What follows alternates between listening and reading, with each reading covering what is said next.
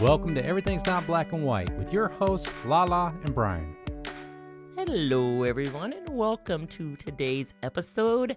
And I am super excited because today's conversation has been one I've been looking forward to for quite some time because it absolutely sits at the intersection of something we all need a lot more of. That is rest, restoration, and real human-centered leadership. So I am joined today by my incredible friend, Elizabeth Wangugi Etienne, a corporate wellness strategist, community builder, and visionary behind the NAP concert. Yes, you heard that right. A full experience designed to help us pause, rest, and reconnect with ourselves in a way that actually moves the needle in our lives and our work. So Elizabeth has spent over a decade helping people and organizations rethink how we approach burnout, engagement, and energy, not as buzzwords, but as real measurable outcomes that impact how we show up every day. Because that's important, how you show up, hunty. And the best part? We are both stepping into this work together at the upcoming Confidence Lab Summit on May 4th, 2026.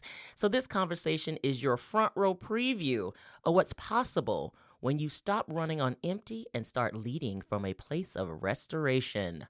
Elizabeth, or as I call her, Ellie, welcome. We're so glad you're here.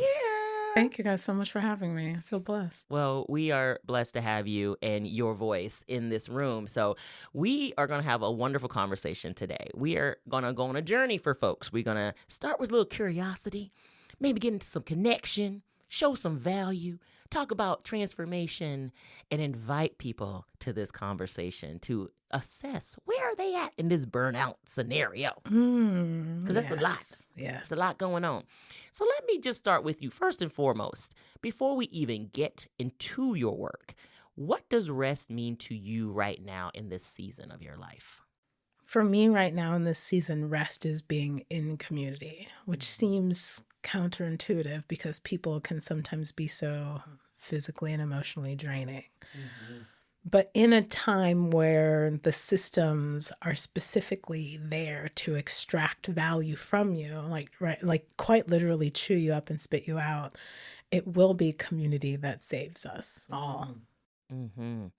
I love you saying that because community is something that, I think even though we're 6 years past COVID, being in that isolation has really, I think, kind of set us back in the human development side quite a bit, right? For the isolation of people kind of being, by themselves, but then also so beholden to social media and the algorithms and the echo chambers that become social media that we've lost a little bit of that sense of community and being in community with people. When you think about how people are connecting now, right? So one of the things Brian and I said the other day is like, we almost missed the 80s when we didn't have so much information coming at us, right? We had to just be able to chat with the people around us or go outside to play or doing those kind of things. And now it feels a lot like overwhelmed because you're trying to stay on top of things, but then it becomes so much that you almost become paralyzed in a way. How do you think about rest and community, especially when it comes to social media and people still, in a way, I think, isolating themselves? In the information age, ignorance really is bliss. What you don't know, quote unquote, can't hurt you. If you know too much, you may be walking towards a path of depression, probably. Yeah. It's really, I'm not sure if I'm going to answer your question well. I want you to answer it honestly. Yeah. It's really important to be needed and feel needed, but not be used and feel used. Mm-hmm. That is a really fine line to walk down. The thing that really does it for me is knowing that there are so many people out there who are legitimately like not just rooting for me to succeed, but are also like helping me succeed. I was just saying literally today, I was like, a lot of the system that we're in is you're set up for failure, and then people are mad at you when you fail. I don't operate well under that system. When I'm set up for failure, the spectacular way that I fail is unreal. I don't call myself like a picture of Black excellence because when you're in a system that is set up for you to fail, I just do. Like, it's crazy how I do. The only antidote I have ever experienced to that system is people who see that there's a system where I'm set up to fail, and they're like, here's what I did. Here's how I can help. Can I help you? I have a vested interest in your success. Yeah. That is the only thing that I want to learn more about, that I want to watch on my feeds, that I want to participate in this world. Yeah. It's so interesting that you say that, because I actually had this conversation this week myself around when you say you're an ally for someone, when you say you're an accomplice, when you say you're an advocate, you're an ambassador, you're a champion, all those wonderful words, how you actually show up in those high pressure moments are really where you earn that title. It's all well and good when things are going well and you're like, oh yeah, I'm your ally, I'm cheering you on. But when the proverbial shit hits the fan, who's there wiping it down, right? I mean, who's there helping protect you as much as possible? And I think we've missed a lot of that because we've been taught so much how to be in competition with each other and not in collaboration and cooperation with each other. And what I feel like you're saying is that you're seeing people who see you as collaborative and cooperative, not somebody who's in competition. Because then they're not trying to sabotage you and are rooting for your failure, but they're actually removing barriers for your success. Correct. Is that fair? That's so fair. If you're a person out there who has never felt worthy, then getting people to support you when they didn't have to, and it wasn't even necessarily in their best interest to, is like now a staple in my worthiness journey. Yeah. Yeah. And feeling really full. Yeah. Thank you for saying that too. I think the value and worthiness you are talking about now becomes not just a feeling, it's a systemic issue.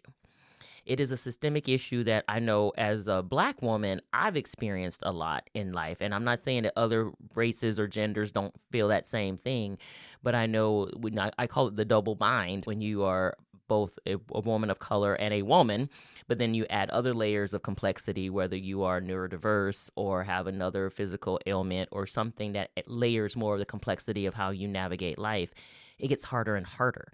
And so that system of burning you out, of setting you up for failure is getting bigger and bigger. So when you think about the systemic nature of things, how does your work start to help kind of edge away at that? How do you get into the systems and help change those for people? Yeah.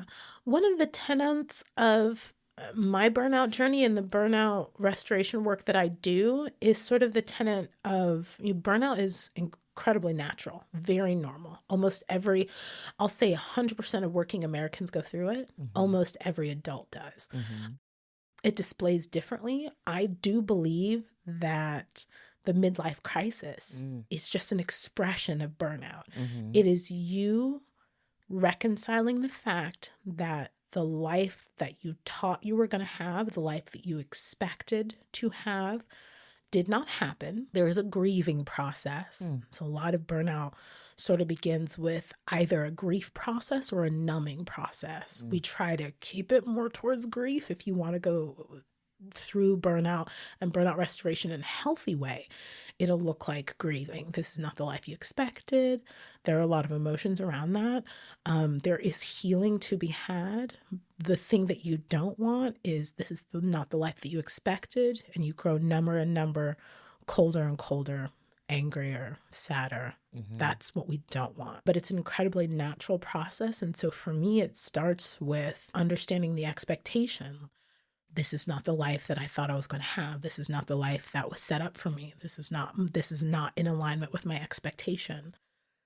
If you're going through the full grieving process, it ends in letting that expectation die and being really, really accepting and okay with that. And that's the hard part, I think. I don't know if anybody is accepting of that, because I think we're in that mindset, especially I would say as an American. So I know we have listeners across the globe, but as an American, I feel like we're set up with this thing of you got to work till you die. You got to earn your stripes. Like you got to work through a whole bunch of stuff. You got to practice resilience. You got to do all these things. And I think there's something to be said for resilience, because I get it. I totally understand. You go through something hard, you learn from it, you keep pushing through.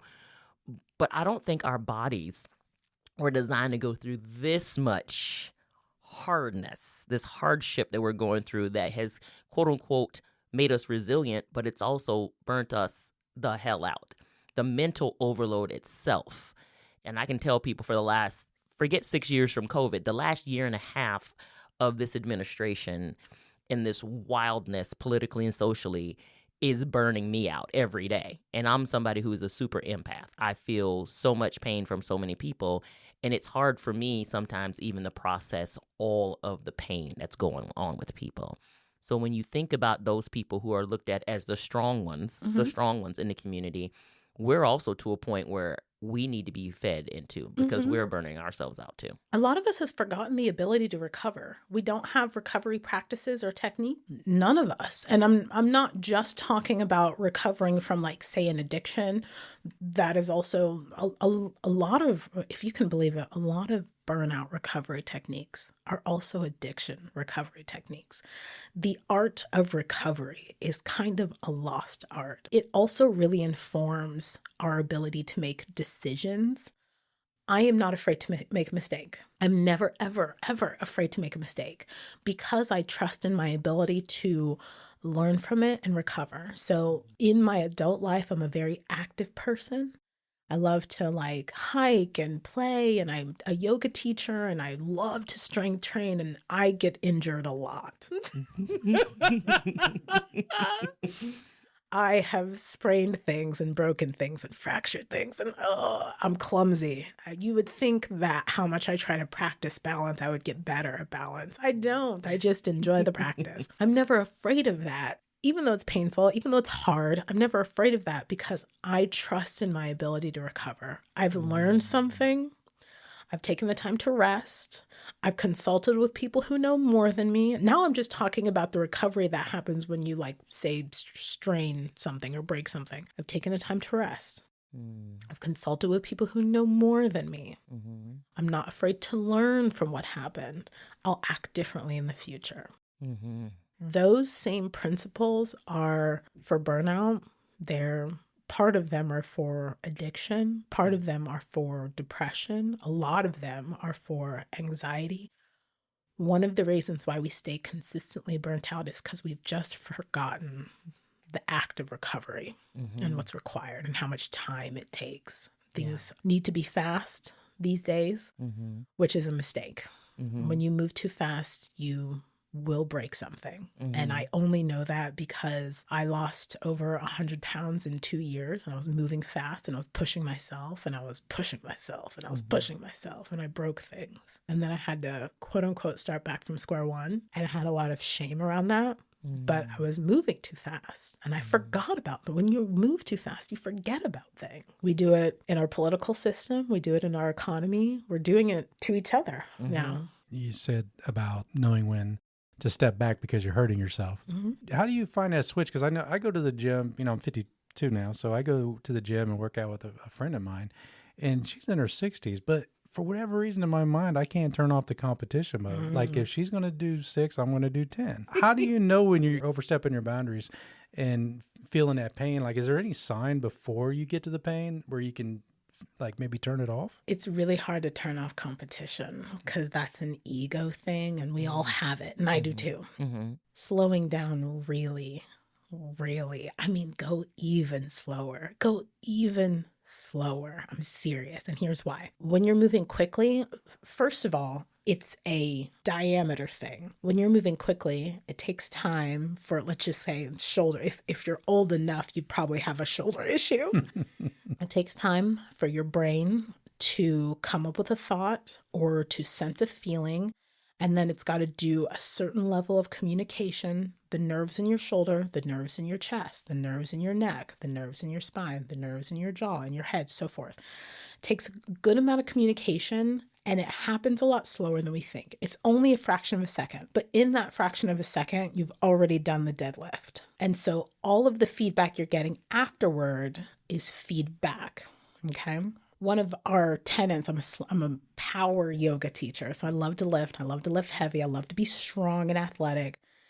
And part of one of the things that I really do often in my power yoga classes is I make people do time under tension so that they can get biofeedback. But if you are moving quickly, you will not get it. You will not. And this is one of those tenets that you learn in certain avenues of fitness, and not every avenue, but in certain avenues of fitness, if you've ever been with a coach, slow and controlled, you've heard those words before, slow and controlled. Those words aren't nothing. They are, the control is the conversation that your head is having with your body. The slow is the time it takes for the conversation that your head is having with your body. Usually my coach just tells me to quit crying. Suck it up. But I'll try to interpret that differently next time. That's the part of the problem. Yeah, for you.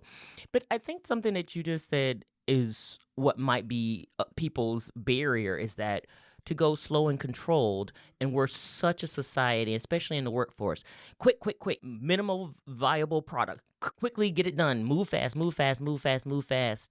and quick results, right? And then if you think of people who are like these publicly traded companies, they move quarter to quarter. They don't even really think in long terms. They think, what's the stock price? What's going on? What is our share price? What are our shareholders going to get when we do the earnings call? And so we've gotten out of the mindset of longevity, honestly. And so I think that's part of the system. The flaw of the system is that you're only rewarded if you go fast, but you also have to be excellent at the going fast and can't make a mistake.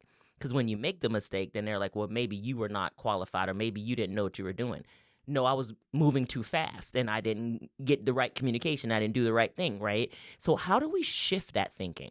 Because I know you work with corporate groups and you want to help corporate teams not have burnout. You want to have both preventative and recovery. But how do you help them shift that mindset that it's like, go, fast all the time, if that's not how you truly can recover? One of the things I will say in my practice is that you find out quickly who's who. In a couple, like literally one or two conversations with a CEO or an HR manager, you will find out very quickly whether or not this person has longevity thinking or they are the next WeWork. And I will straight up ask people, do you want to be Uber or do you want to be Ford? If you want to be Uber, that's fine. Uber's still technically around. They've burned through 5 CEOs. They have almost collapsed a couple of times. They are not known for their customer service. They don't treat their, not even employees, they don't treat their people well. They're notorious. They're still known. They're still active. They're notorious. Or do you want to be Ford? Been around for 100 years. You have the structure and the mindset in place to be around for 100 more. You care about your people, you care about the planet, because you understand that your business will not even be alive if you don't have the basic components of your people, this planet. Who do you want to be? Longevity thinking is the difference between being unstable and being slow moving. It took a really long time to create the Grand Canyon. Slow moving, stable. Stable. I do not have the wish, and I know so many companies, there are strategic-minded CEOs out there who do not want to be unstable. They grew up in this economy, in this late-stage capitalism. They understand the benefits of capitalism, but they also understand the issues, the risks, the value extraction. Chew them up, spit them out, keep going. And they don't like that. It is not attractive. And so they take the time and use the strategy of longevity principles so that they build their business on solid foundation. And the solid foundation of any business is its people. 100%. It's human resources. Yep, as always, human resources, 100%. No, I agree with that. And that's obviously what I do a lot when I talk about culture and engagement with organizations. And so I want to get into the NAP concert a little bit. This has been something that I love. I read Trisha Hershey's book a while ago with Rest is Resistance and the whole NAP ministry that she did. So I was super intrigued when you first started talking about the NAP concert, which is why, we continuously come as a partner with you on that. But can you talk to the audience about what the NAP concert is and how did it come to be? This was an expression of how I wish business could be done. So I'm a young CEO. I'm in the event planning space. I found myself doing the exact same thing over and over. So I would go to these events and they would have donuts and coffee, and you're speed dating all these people to find out what they can do for you and if you can do anything for them. It was a lot of the things and I'm also in the wellness industry, right? I started in this journey after having lost weight and reclaimed my health and had this health transformation. And then I've lost weight, I've gotten passionate. And then I go out into the world and it's just coffee and donuts, speed dating, coffee and donuts, speed dating, coffee and donuts, speed dating. And after every networking session, I would crash. I would like crash on my couch for 6 hours. I'm just so depleted. It get me all jacked up on not real food. And I'm not making real connections. I'm just trying to value extract just like they do. I was like, there has to be a different way to do business. Trisha Hershey is one of my muses. I really, really subscribe to her philosophy, her view on life perspective, and her work. So if you're listening out there, go read her immediately. Also, I had some other muses. It was the bad muses, the events I would go to. I remember one really, really stuck at my mind. In fact, I saw you there. It really stuck at my mind. It was a mental health panel. Every single person on the panel was morbidly obese, but they were talking about health. Even the doctor was morbidly obese. They were talking about health. And then there was no fresh food there. There was only pastries and coffee. And I was like, what are we doing? What are we doing? Why are we sitting here and talking about health in the first place? It just seemed so another boring panel. So when I built the NAP concert, the culmination was the culmination of all of my networking events, which was I crashed anyway. I would get jack up and crash. There had also at that time, because around the same time, NASA had gotten a lot of money from Elon when he was like so dead set on going to Mars.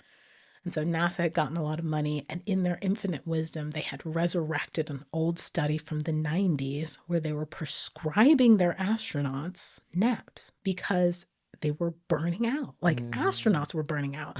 Imagine a job that you dream about when you were a child and you spend your entire childhood and entire adulthood getting to NASA, and you are at NASA and this job sucks. I want to quit. Could you imagine? And so all this stuff started culminating together. It was like right after COVID, there was NASA and Trisha and like Elon, and it was all getting to be too much. And I would go to these networking events and I would come home and crash. And I said, we are going to do business differently. And so I went to our mutual friend, Stephanie Matthews. Amazing Stephanie Matthews. The one, the only. We say yeah there, Stephanie. And I said, I am going to I had gotten the YouTube video of Max Richter, who's a composer, full 8-hour sleep concert. So this isn't new. This is not a pilot, really. He, as a composer, had created a full 8-hour symphony. Could you imagine?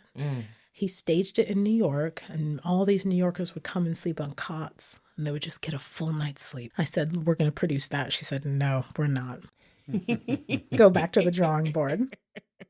And then I just kept digging and digging and digging, and so I was like, okay, what about the perfect power nap? The perfect power nap. And we would, from a UX UI standpoint, we would construct it. We would have all of these things. So the food and the drinks and the people and the aromatherapy and the art therapy and the sound therapy and as many healing modalities as we could fit into a room. And the ultimate goal is to put people to sleep because we're all sorely underslept and our cups are very empty. The first one sold out like gangbusters. That's great. That's awesome.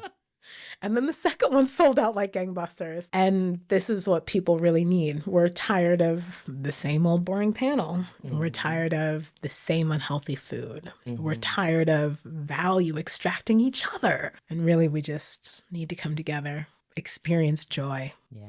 Maybe get some rest. I love it. I love it. That was part of my, coming into 25 and 26 is like, if what I'm doing does not promote peace, joy, or healing, I'm not going to do it. Like, that's where I'm at. At 53, I understand my body now more than I've ever understood it. I understand my mind more than I've ever understood it before. And I'm just drawing the line in the sand. And like, this is what we're doing. We're no longer going to do this burnout thing because I'm exhausted. I feel the mental overload just emotionally of what's going on with everybody. So I have to protect myself and step into this path of less of the value extraction and more of value giving. I always want to be a value additive to anybody and anywhere that I am. So for me to do that, I have to be in recovery. I have to be in constant recovery. That's got to be incredibly difficult for you too, being an entrepreneur, because I know as an entrepreneur, every time you take a little bit of time off, you feel like you're taking it away from the business. How do you manage that?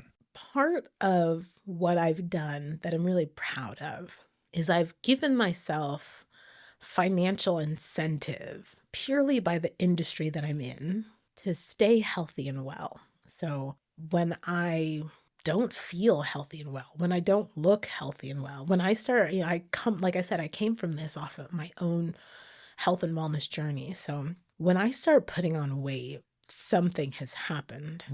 When I start crashing in front of the TV during the day, like when I first started, something has happened. I need to take some time. Part of the thing that gives me more energy than most is also how active I stay. I literally train for this. I get in the gym every morning. I'm at Pilates, I'm at yoga, whatever strength training, resistance training. Am I strong enough for this life? Can I resist the pressures of the world? Those are all mental training as much as they're physical training. But I do financially incentivize myself through this business and through my industry to stay healthy and well. And if that means taking time off, that's what that means. Yeah, I only have an event that I produce once a quarter. If that, I spend a lot of time leading up to it, just being out in community and trying really hard not to value extract other people, just being in community. And I spend a lot of time getting my own rest and making sure my health is in order so I can be, I call it on point, like showtime when it's my turn. Well, I mean, that's the thing. If you're consulting people to do that, then you have to do it.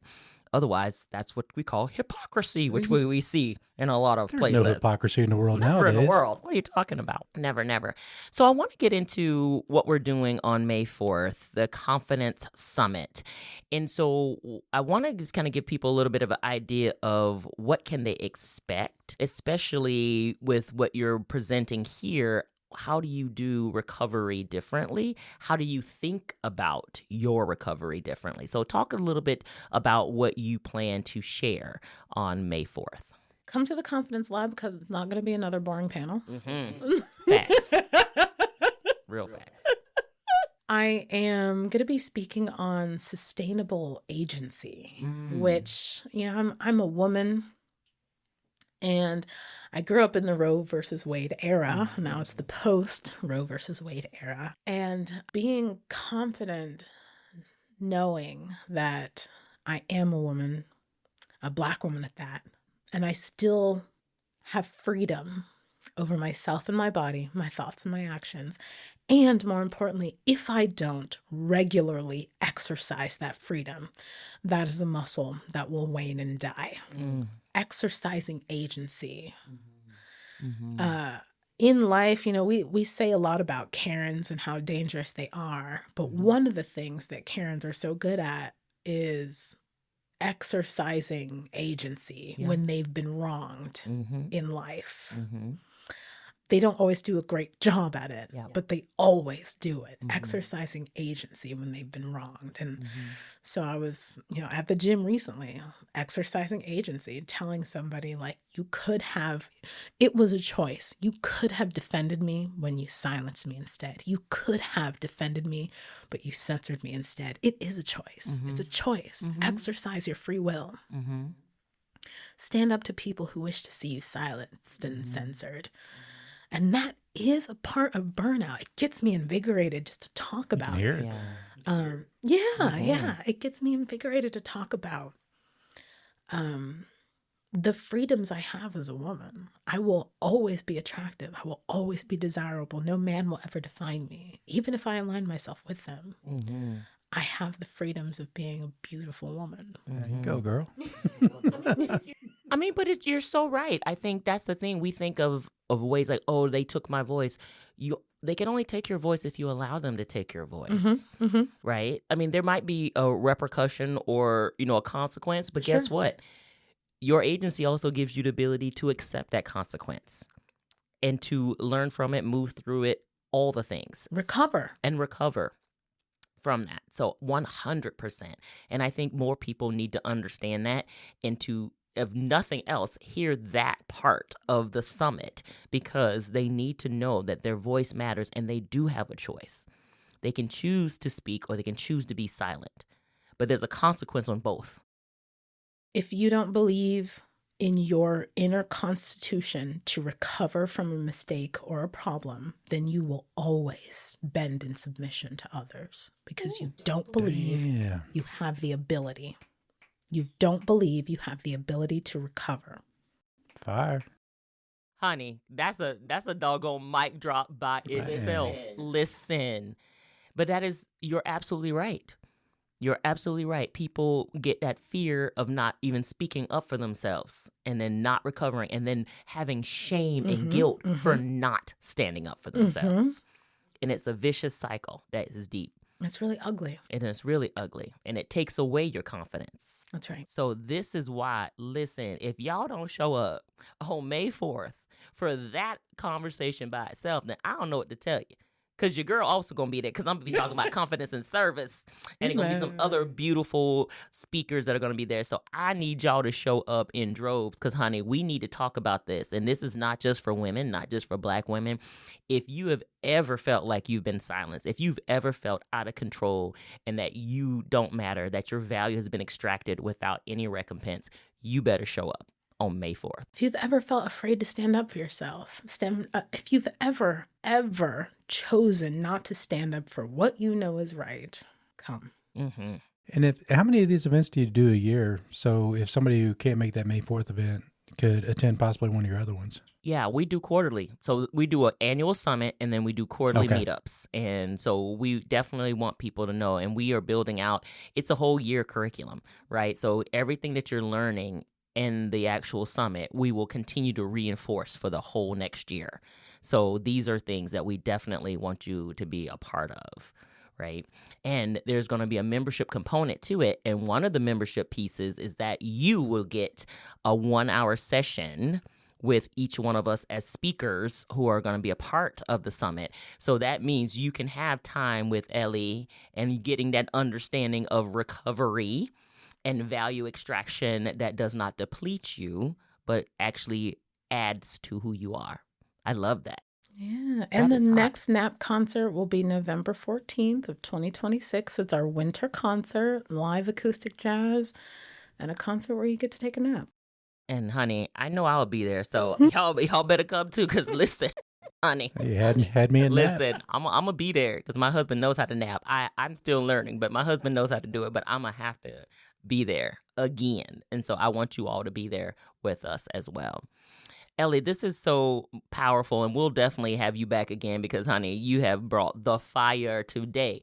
But if people want to follow you and to stay connected to what you're doing, how can they do that? I am the Biz Witch Doc on all socials. I'm known as the Business Witch Doctor because of my mystical methods, like a nap concert, but I have proven results. I come with receipts, babe, on every platform, but mostly TikTok is where I have the most fun. Instagram and LinkedIn is where I'm the most professional. The Biz Witch Doc. I love it. I love it. Well, we are so blessed to have you here today with all these beautiful nuggets. Thank you so much for sharing all of your beautiful mystical wisdom with us, because it was fantastic. So we love and admire you, appreciate you so much. Thank you for being here. Brian, how can people get in touch with us if they want to stay connected? Yes, you can email us at embwpodcast@gmail.com. And if you would, like us and follow on Instagram and Facebook. Awesome. Well, that's all the time we have for today, my friends. We will be seeing you soon. Make sure you get your tickets to May 4th. They're in the liner notes below, and we want to see you there. Thanks, everybody. Have a great day.